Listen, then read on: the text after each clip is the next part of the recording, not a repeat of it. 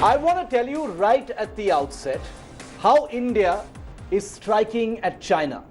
Key concrete decisions that have been taken since earlier this week that hit directly at China where it hurts the most. Its economy, its industry, its power corporates, companies that want nothing more than to expand their turf, to get more contracts and to get more business. Let me show you in the flesh what these decisions really are. India, remember, started by banning 59 Chinese apps, mobile apps, including TikTok, including UC browser, including Cam Scanner, and including many others. 59 apps have been banned, and there is a cost to that, running into many billions, but it's still being calculated. Decision number 2, BSNL and MTNL, the state-owned mobile service providers, have cancelled 4G tenders involving Chinese companies. The potential cost to China of that, 8,697 crore rupees. That's the cost of the tender. Decision number 3, Maharashtra has paused a memorandum with Chinese firms worth 5,020 crore rupees.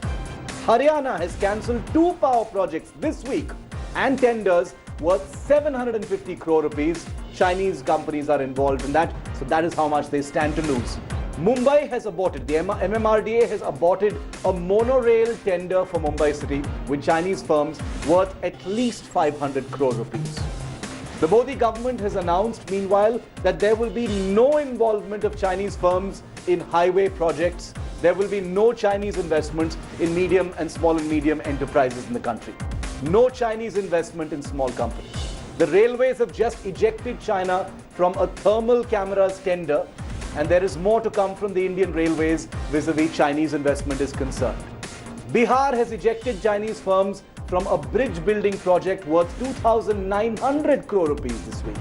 And the minimum damage, ladies and gentlemen, listen very carefully, the minimum damage to China, notional of course at this point of time until it translates into something real, is 17,900 crore rupees. You see that number flashing on your screen? That is the notional loss to China as a result of decisions taken by the Indian government just this week alone. And as we all know, this is India not just hitting China where it hurts for its border provocations, but part of a larger cleanup to get Chinese companies, Chinese investments, Chinese money that pose a threat and are very much linked to the Chinese government out of India and become self-reliant. I want to introduce my guests here because this is a serious discussion. This is not a jingoistic discussion. This has very serious implications for India, and I want to get you all the nuances of it. Nirupama Soundararajan is Senior Fellow, Head of Research of the Pehle India Foundation. She's a well-known economist. Also with me is Jitin Jain, who is a cyber security expert and a security affairs analyst. Jitin, I want to come to you first. I've listed just 9 decisions here. Only 9. There are many more which I have not included because they're of a slightly smaller nature and scale. But Jitin, notional loss is one thing, but are you saying that all of these decisions are going to cost China and Chinese companies? Of course, they are rattled, and that is very much, visible in the statement issued by the Chinese Foreign Ministry and their embassy spokesman day before. Look, Shiv, there are, so many claims that, some people say that 4,000 crores are lost on a day. Some people say that overall valuation of 42,000 crore is gone. But let us go by the Chinese estimations. The Global Times is saying that ByteDance, which owns the Like and TikTok alone, will have lost at least $6 billion, which is almost around 42,000 crore Indian rupees by this Chinese application ban in India. The loss of other applications is also, equivalent to these two. So let's assume that even if $10 billion, US dollars are lost, or say 80,000 crores are lost, this is only on the Chinese applications, and which is the current loss. Now, look, there is a serious discussions among countries, especially democratic countries across the world, that they also want to retaliate in the similar manner.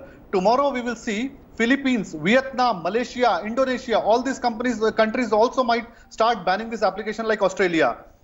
The worst, this is just the tip of the iceberg. I think the bigger hit on China is coming, which will be in the form of throwing out Chinese company from the 5G trials and telecom sector of India. Rahul, the one of the second largest Chinese company called ZTE Telecom They last year were literally on their knees. They were almost about to bankrupt because US banned the selling of US technology to these companies and usage in the US networks. So if India follows suit, Australia is already in line. Canadians have arrested the CFO of Huawei's founder. Yes. I mean his daughter. Americans have already banned them. Europe is almost split that they don't want them. British are reversing their decision to throw out them from the critical networks. So this is just the beginning of the spiral cycle where all the countries which are irritated with China will start following the similar course. So the overall I'll come to the 5G. I'll come to the 5G, which is very important. So you're saying the overall loss is going to be huge. Nirupama, can there be any doubt that these decisions are part of a concerted effort to hit China where it matters the most? What matters more to China than their industry, their economy, their corporate prowess, their trade and investment prowess? Would you agree that this is all towards trying to hit China where it hurts? I think it certainly is that, Shiv. I think one of the points, speaking geopolitically and speaking from an economics angle, one thing that China has been incredibly confident about has been its role that it plays in global value chains and the role it plays in other economies. Remember that it was China who started weaponizing investments in the first place, and therefore they have managed to create some kind of control over most economies through their investments, through their presence, and through general market access that they have. So this is certainly towards putting them where they need to be in terms of telling them that we are not going to be over dependent on you and trying to hit them where it matters the most. And hopefully it should have some kind of impact. However, I am a little skeptical about the volumes of impact because it would largely depend on how long we keep this ban up for. If it's going to be for a very short period and only until we have de-escalated the situation at the borders, then I don't see too much of an impact. It's just a knee-jerk reaction. But if it is sustained, I think in the long run, it will be beneficial for India, irrespective of whether it really has an impact on China or not. Okay, very important point. Jiten, can I get you in on that? This is the heart of the matter. Is this really going to be just about a reaction to what the Chinese are doing in Ladakh right now and elsewhere? Or is India going to convert this into a larger, more permanent kind of policy against Chinese money? No, I think, Shiv, I don't think this is a knee-jerk reaction. It is a culmination of many events across the globe. So in last 4 or 5 years, the biggest Chinese telecom company, Huawei, has faced allegations of surveillance and espionage across the world. I mean, FBI has gone on to file a charge sheet in the US courts at how they stole the thefts and IPRs of American companies. Then companies like Xiaomi have admitted at times of stealing user data like contact book and SMSs. Companies like TikTok and this ByteDance have been accused by companies like Apple of stealing personal data of users. So there has been a huge debate about this allowing this company in the 5G trials, and that has gone on for many years. But countries like India were dragging feet because there was an absence of political will. There were a lot of pressure from China. There were threatening statements that if you do that, you might have problems, frictions in the relationship. But what happened in Ladakh was the beginning of the rethink within the security mindset of Indian government that do these companies, it's not about economics at all. It is also about the security of state. It is also about surveillance empire. And we all very well know that behind this cheap gadgetry and free applications lies a larger surveillance regime backed by the Chinese Communist Party. So government, while was in the process of rethink, I think censoring of Prime Minister of India's statement on Weibo, removing Indian embassy's post on Weibo, I think Chinese have shot themselves in the foot, and it made Indian government formed up their mind, and they finally went for a kill. And in one shot, they have wiped off 80,000 crores by banning 59 apps of China. And if you look at the history of Modi government or governments across India, I think our politicians drag their feet. But once they take a step, that step is very firm. It is going to be very, very difficult for Chinese companies to come back now. 80,000 crore is one figure. There are other figures that are floating around with some more, some less. But no, that is the only one for thing, the apps. Just for the apps. Absolutely, just for the apps. Nirupama, you made a very good point about whether this is going to be a more permanent thing. The one thing that I have picked up, most people have extreme views when it comes to India and China, especially at this time, because it is such an emotive issue. But independent analysts and observers around the world have all said that China is worried. This is something it doesn't like. So if we're talking about the thousands of crores already, clearly India has got a handle on something for once that actually harms the adversary in this situation. No, I have to agree, and I think the worry is not just the banning of the app. You see, today, after what has happened with COVID and with the general sentiment around the globe, I think the one thing that many economies have realized, notwithstanding the geopolitical landscape as it is that over-dependence on any one country can prove detrimental. This time it was COVID, whether China's at fault, not at fault, doesn't matter, but an over-dependence on one country will affect your economy in a manner that it should not, and in a manner that it brings your own domestic economy to a standstill. Even now, if you look at what has happened in India with the banning of apps, by saying that we're not going to allow for Chinese investments coming in, you have a equal number of people who are talking about costs going up and disruptions in the domestic value chain. This is going to happen. But I do believe that where China is a little worried is if the global value chains are realigned in such a way that the dependence on them and their production comes down, then their significance in the global economy in the long run will diminish. They will have to depend more on their domestic economy and growth spur from domestic economy rather than actually get it from the role that they play in foreign economies. To me, that is the larger piece. Very, very interesting point. Pushing China back, getting them to, be, not be able to count on foreign markets for all of their goods and services is a huge task. But India has actually, in many ways, sort of led the way. Jiten, you and I spoke about this as well. When India had banned those 59 apps, there were reactions all across the world of shock, surprise, and people were welcoming it. We saw politicians across the world saying India has done something that nobody else in the world has dared to do because the implications have never actually been war-gamed. And what Nirupama says is right. India appears to have looked ahead. There is a big picture here. Now to address the big elephant in the room, since both of you mentioned it, Huawei and ZTE technologies, which are part of the Indian 5G mobile services rollout. I want to play out a report for our viewers because this is a nuanced issue. It's not just it's not a Sunny Deol thing. You come and just wrench out Huawei and throw them out, and it's not going to work like that. They've already got their tentacles in the country. They've already got huge amounts of equipment in our mobile services already. It isn't as easy as it sounds. But will India bite the bullet and ban companies like Huawei and ZTE before they get in any deeper?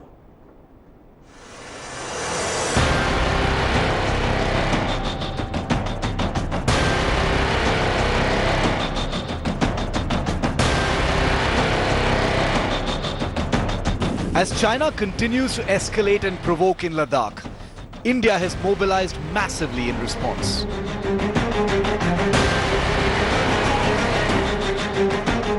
But apart from the military response on the ground, India has clearly signaled this week that it is willing to hit China where it hurts the most. The world of deals, money, and contracts. In just the last 5 days, India has taken targeted action on Chinese investments in India. From highways to power projects to railway tenders to mega telecom tenders and of course the high voltage ban on 59 Chinese apps including TikTok. And now, India waits to see if the government will bite the biggest bullet on the table. With the US government taking a huge decision recently to ban Chinese telecom giants Huawei and ZTE from doing any business in America, citing a threat to national security, all eyes are on whether India will follow suit.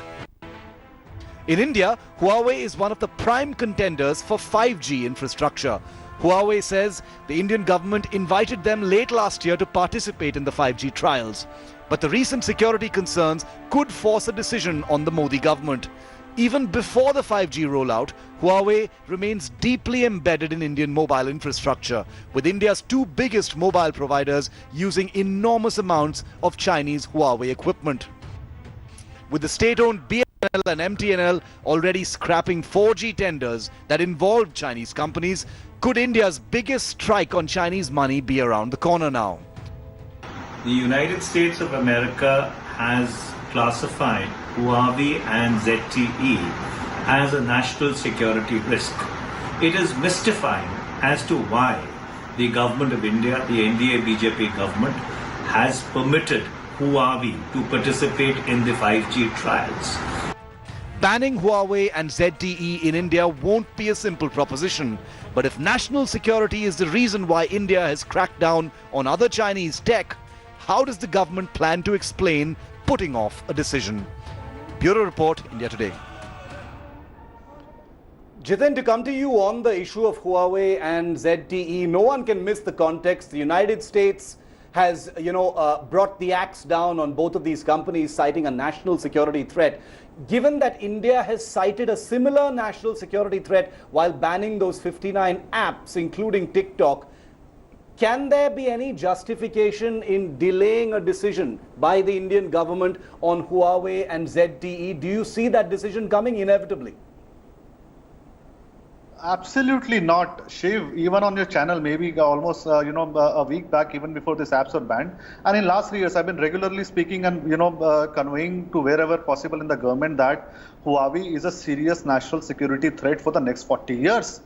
This is like a slow poison which is entering into our veins and our networks, and the more we allow them, and the more we allow our public sector companies, private companies to buy Huawei equipment, one fine day, even if we decide to ban, it will be very, very difficult to remove those equipments because of overgrowing dependencies. Yes. That is why it has to be done in a timely manner. It has to be done rightly now. Now the problem is, in last 3 years, especially on the issue of Huawei, China has been acting as a true bully. They've been bullying America. They've been threatening Canadians by arresting their diplomats because Huawei's CFO was arrested. Yes. They've been threatening Australia if they talk about any inquiry or banning networks. They've been threatening Europe of trade consequences if they were to ban Huawei. And these were the similar threats I think they've been issuing in a very veiled manner to India. But here I think the Prime Minister has decided not only to bite the bullet, but also to tame this bully and give them an answer in the language they very well understand. So I think it is just a matter of time. They've been already thrown out in the 4G trials. And you see the statement of Nitin Gadkari, the cabinet minister for MSME, and it is very, very significant what he said yesterday. He said, in the highway projects, not only we will allow Chinese companies, we will also not entertain if they come through this backdoor of joint ventures. Yes. Now, I think this is the same escape route Chinese companies were trying to exploit in the 5G trials, that even if they are not welcome, they will tie up with some, private telecom operator and they'll get in. Now, that statement is very significant. And if the similar thing is followed in the 5G trials, the door for Huawei in Indian 1.5 billion people market is shut forever. Okay. And many, many countries in the world will follow suit. Nirupama? That is the beginning of the end of this telecom empire, surveillance empire of China. It's very interesting because, while it is one thing to think of shutting the door on Huawei, the other aspect is two things, Nirupama, and you can throw some light on that. A, does India have a backup plan? What is it going to cost India? Can we build our own 5G infrastructure? Who else will provide it to us?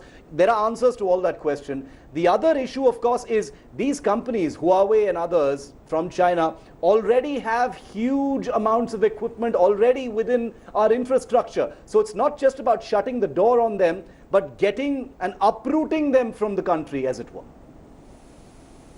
I think two things. One is in terms of capability. See, quite frankly, I don't think India is not capable. I just don't think we've ever really had the opportunity to shine. If we just take a step back and look at what happened in Pokhran when we had US sanctions imposed on us, and it was a difficult time economically speaking, but within 6 months the US had to withdraw the pretty much all of their impositions only because it didn't have any kind of real impact on the economy, because we managed to stand up to them and to the sanctions and kind of build our way through it without much of an issue. This is a very similar kind of situation in that these are what one would loosely call as self-imposed sanctions. And I think it's a good place to begin. And I think we will be able to build our own infrastructure, maybe not in partnership with China, but there are other areas, and I think we should explore tying up with other countries. The second bit, which is uprooting existing infrastructure, is where it's going to be a lot more difficult, because this is something which is already on your soil. So it's not as easy as it sounds. So either we may have somebody buy that part of the infrastructure that is already there and using, or which seems the most practical way to handle the situation instead of literally having to uproot it and go. But that's something we'll need to see. But the most interesting aspect will be to see how China manages to come in through any of the back doors which are available, and which is what they're known to be, they're known to do in the past, where any investment is routed through other channels. And if what Nitin Gadkari said is indeed true, it would require a lot more diligence on our front to be able to track source of your investments before we can actually say that there is no Chinese involvement. I think the one thing, be a challenge. I think the one thing we can all be clear of is that India is going to be on absolute high alert. I don't think there's going to be any shortage of vigilance when it comes to anything Chinese going forward. Because I can tell you, as a defense correspondent, what's happened on the border has happened after 45 years. 45 years was the last time that blood was spilled between both sides. Everything has changed between the two countries. Two whole generations of Indians and Chinese haven't seen what has happened. So let's make no mistake, things have completely changed. 20 seconds, Jiten, then I've got to move. Shiv, where has Huawei opened their regional headquarters last year? In the Chinese colony of Pakistan, in their capital Islamabad. Oh, of course. Now, if you want to have a company which has regional headquarters, not in India but in Islamabad, Pakistan. Oh no, I promise that I will dedicate a full show to the Chinese-Pakistan axis and what they've been trying, and I promise to invite the both of you back. We'll have a lot of fun discussing that as well. This one is an important one. Pakistan is a sideshow. That's a terrorist country. China is a real country. That's one thing that we can at least acknowledge here. Nirupa, Jiten, always a pleasure. Thank you very much for being with me here on 5 Live. Thank you. Hi everyone, Preeti Chaudhary here. Hope you like this video. For latest news and analysis, like and subscribe to the India Today YouTube channel. And don't forget to press the bell icon to stay updated. Thank you for watching.